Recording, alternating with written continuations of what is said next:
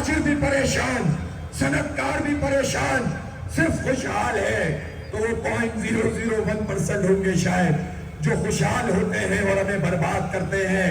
اور وہ طبقہ ہے جو میں جاگیرداروں کا طبقہ، نام نہاد سرمایہ کاروں کا طبقہ، وہ طبقہ جو فوج کے بڑے بڑے جرنیلوں کا طبقہ، وہ طبقہ کہ جو عدلیہ بھی موجود ہوتا ہے، مراد حاصل کرنے والوں کا طبقہ، یہ وہ لوگ ہیں کہ جو اپنے اسٹیٹ پاکستان میں نہیں رکھتے، جن کی بچے یہاں موجود نہیں ہوتے، جنہوں نے اپنے انتظام امریکہ میں کر کے رکھے ہیں، آسٹریلیا میں کر کے رکھے ہیں، یورپ میں کر کے رکھے ہیں۔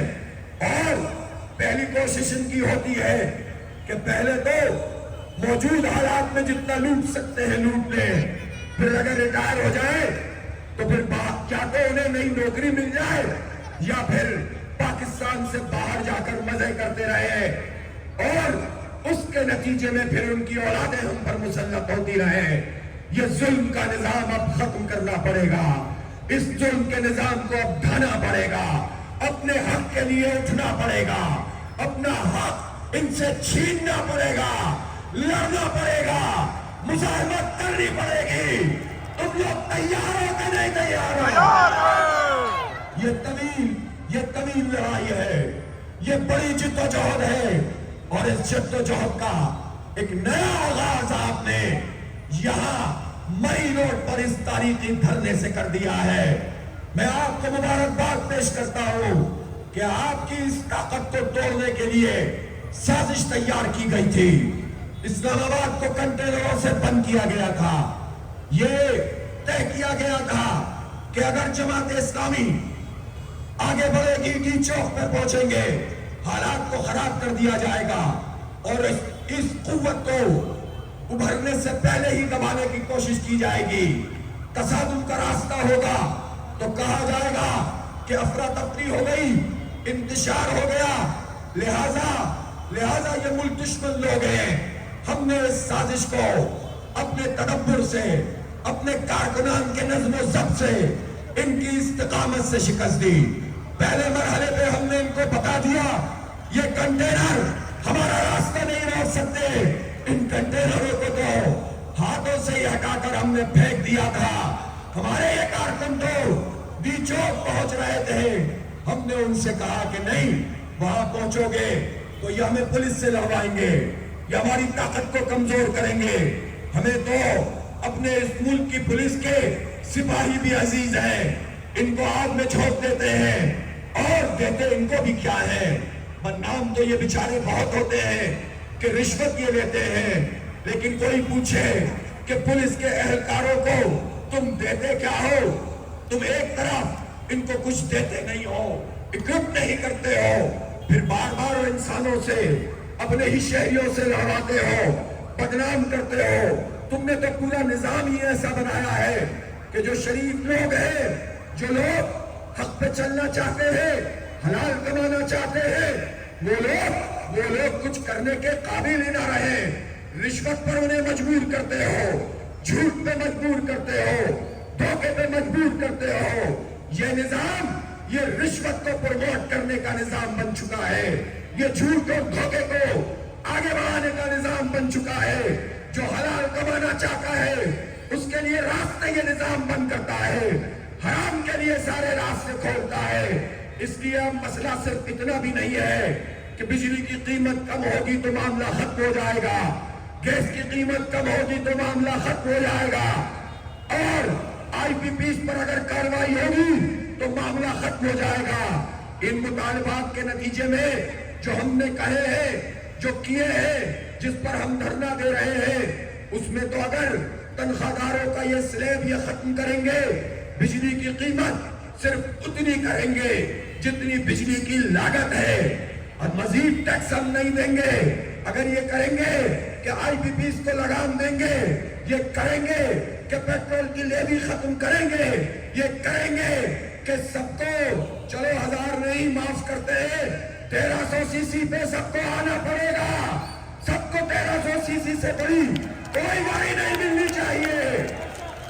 یہ کریں گے تو یہ جدوجہد ختم نہیں ہوگی، حق تو عوام کو تحریک ختم نہیں ہوگی، یہ دھرنا تو اسی صورت میں ختم ہوگا جب یہ سب مطالبات مانے جائیں گے۔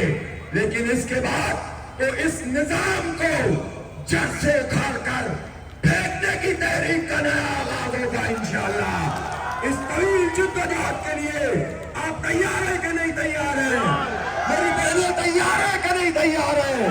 نوجوان تیار ہیں کہ نہیں تیار ہیں؟ اور جب آپ تیار ہیں تو آپ کا یہ جذبہ، آپ کا یہ حوصلہ، آپ کا یہ ولولہ، آپ کا یہ عزم مجھے بھی حوصلہ دیتا ہے، میرے حوصلوں کو بھی جوان کرتا ہے۔ جب ایسے لوگ موجود ہیں کوئی مایوسی کی ضرورت نہیں ہے۔ پاکستان کے لوگوں، تم تک میری آواز پہنچ رہی ہے تو سن لو میرے نوجوانوں، اس ملک سے مایوس مت ہونا، مت کہو یہ کہ یہ ہمارا کوئی مستقبل نہیں۔ ہمیں معلوم ہے تمہارے لیے تعلیم کے راستے بند کیے جاتے ہیں۔ پاکستان کے نوجوانوں، میں جانتا ہوں کہ تمہارے لیے روزگار کے مواقع بند کیے جا رہے ہیں، میں جانتا ہوں تمہارے ووٹ کو بھی برباد کیا گیا ہے، تمہاری آزادی کو بھی پامال کیا گیا ہے۔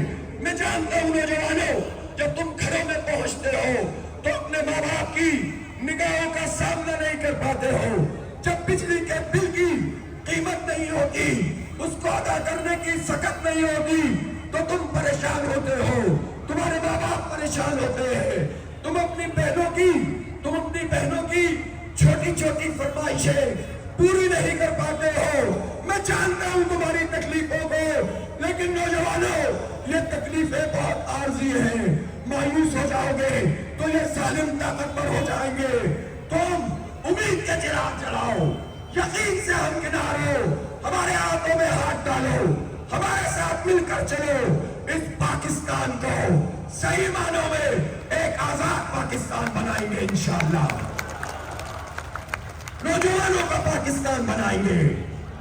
میں پوچھنا چاہتا ہوں کہ یہ آئی پی پیز کا جو دھندا ہے، اس میں ہماری انسٹال کیپیسٹی 41,000 میگا واٹ ہے، اور ہماری جو کھپت ہے اس وقت وہ 20-22,000 میگا واٹ، جو پیک آورز کی کھپت ہے وہ بھی 30-35,000 میگا واٹ، 30,000 میگا واٹ، پھر اضافی پیسے ہمیں دینے پڑتے ہیں۔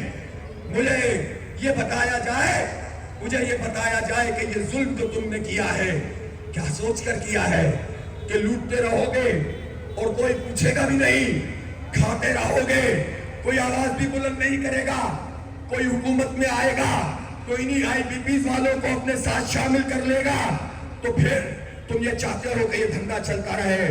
میں یہ پوچھنا چاہتا ہوں کیا پلان تھا تمہارے پاس؟ میں بتاتا ہوں ہمارے پاس کیا پلان ہے۔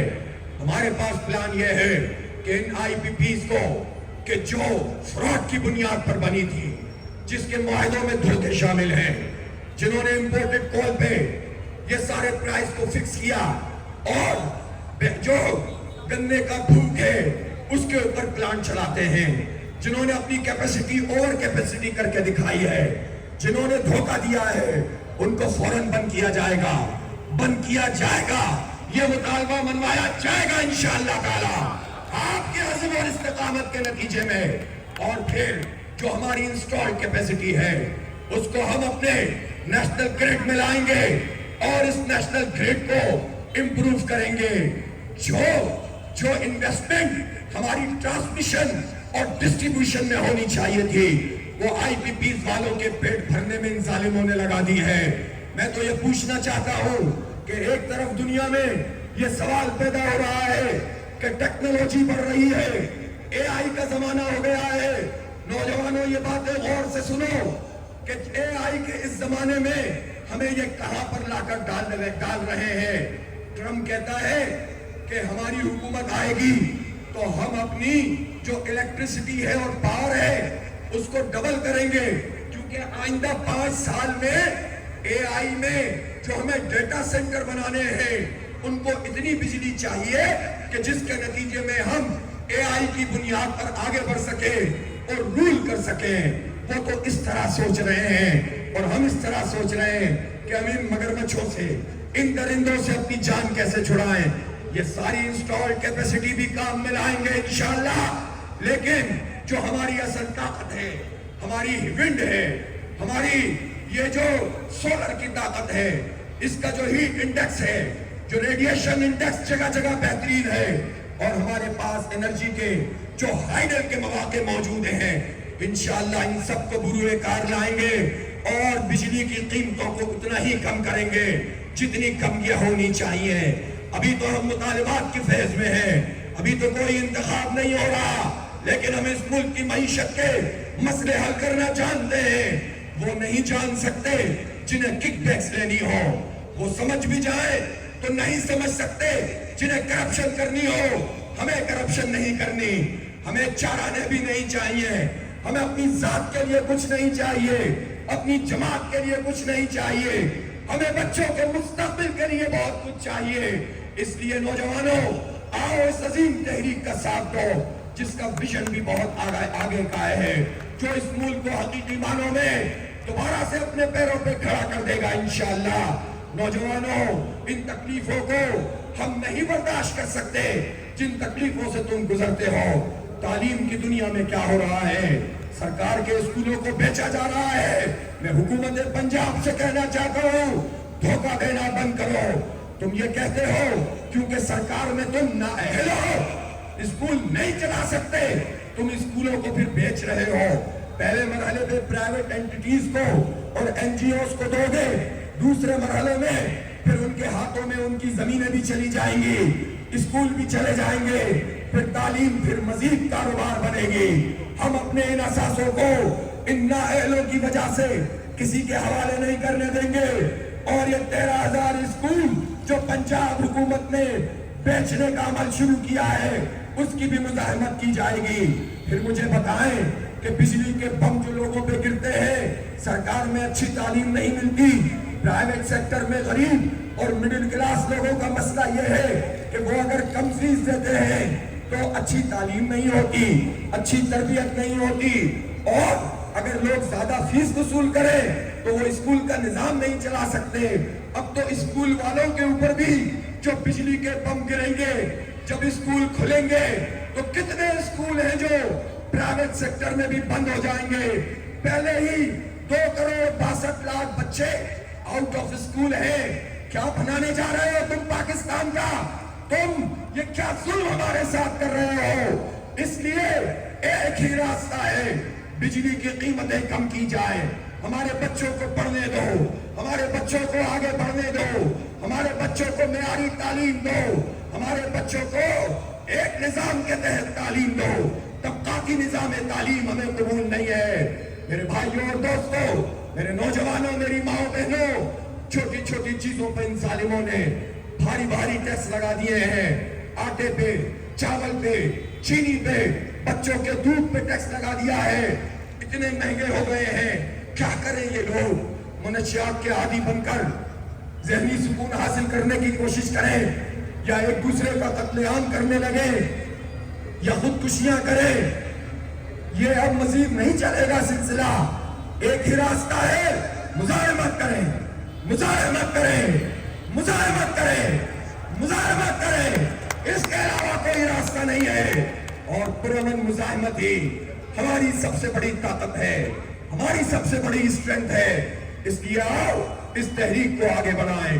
مذاکرات کی ٹیم کل آئی تھی، آج اس کی میٹنگ ہو گئی ہے، ہم نے اپنے مطالبات دے دیے ہیں، لیکن اس کا مطلب یہ نہیں ہے کہ آپ ماضی کی طرح ٹالنے کی کوشش کریں۔ یہ دھرنا تو آگے بڑھتا چلا جا رہا ہے، یہ تو تم سے نہیں سنبھلے گا۔ سنبھلے گا کیا ان لوگوں سے یہ دھرنا؟ یہ تو نہیں سنبھلے گا۔ اور ابھی امیر العظیم صاحب فرما رہے تھے کہ کل بہنیں آئیں گی اور ان کا بہت بڑا جلسہ ہوگا۔ اس کا مطلب یہ نہیں ہے کہ بھائی نہیں آئیں گے۔ ان بھائیوں کو، ان نوجوانوں کو، ان بزرگوں کو اس سے بھی بڑی تعداد میں کرانا ہے۔ تیار ہے کہ نہیں تیار ہے؟ ہماری بہنوں کا جو جلسہ ہوگا وہ تو مغرب تک ہم چلائیں گے، اس کے بعد فوری طور پر آپ ہی تو اس کو ریپلیس کریں گے۔ اس دھرنے کی طاقت کو ٹوٹنے نہیں دینا۔ اور پھر یہ بھی تو ہو سکتا ہے کہ آج تو میں رک گیا ہوں اس لیے کہ انہوں نے ٹیکنیکل کمیٹی بنا دی ہے جو کل بتائے گی ہمیں، چلو ایک دن ان کو دے دیتے ہیں۔ ایک دن تو دے دیتے ہیں، لیکن جب ہماری بہنیں کل ہوں گی تو میں بہنوں سے پوچھنا چاہتا ہوں، اگر آپ سے میں کہوں کہ ڈی چوک چل رہا ہے آپ تیار ہیں؟ اور میرے نوجوانوں تم سے کہوں ڈی چوک چل رہا ہے تیار ہو؟